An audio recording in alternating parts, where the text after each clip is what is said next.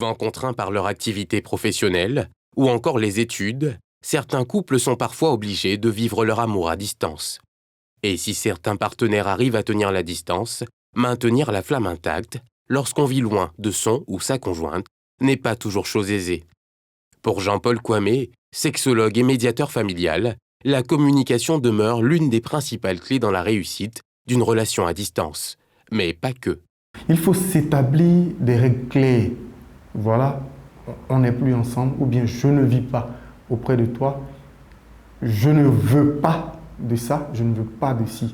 Et si l'autre respecte, je pense qu'on peut aller de l'avant. Il y a la confiance réciproque.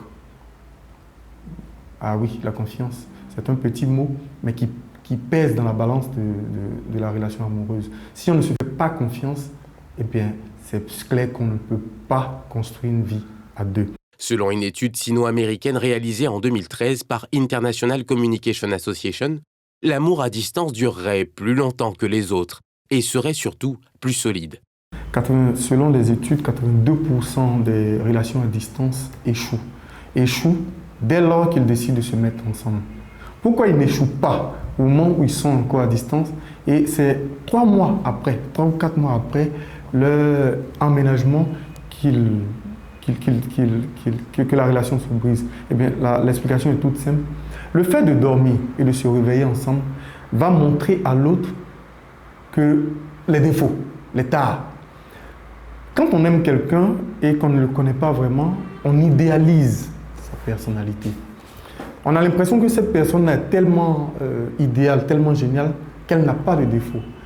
Eh bien, la vie de couple sous le même toit va nous montrer les défauts, les limites de l'autre. Et finalement, on va se dire, peut-être qu'on a fait heureux, on va rebrousser chemin.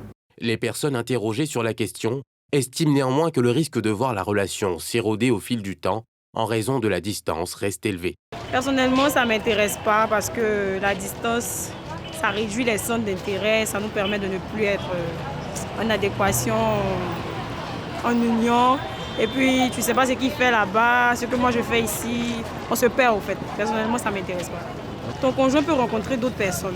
Toi aussi, tu as appelé à être avec d'autres personnes. Voilà. Je te dis que tu es en couple, tu dois être fidèle, mais là, il y a la tentation, vu qu'il n'est pas là aussi. La relation à distance, c'est pas trop fiable à 100%. Du jour au lendemain, la personne peut te larguer en te disant si tu as eu quelqu'un d'autre, fais ta vie. Il y a tout ça dedans. Je suis contre la relation à distance parce que j'ai essayé, ça n'a pas marché. Néanmoins, d'autres se montrent un petit peu plus optimistes. Moi, de mon côté, comme je voyage beaucoup, si on confesse à ma conjointe, pas de problème. C'est risqué, en touche c'est risqué, tu peux être pas d'elle mais plus d'offre. Elle va faire ce qu'elle veut. Une relation, il faut avoir confiance, comment dire, à ta partenaire, c'est tout. Et puis je mets Dieu devant, ça ne me gêne pas. Les technologies de l'information et Internet jouent un rôle crucial dans les relations à distance.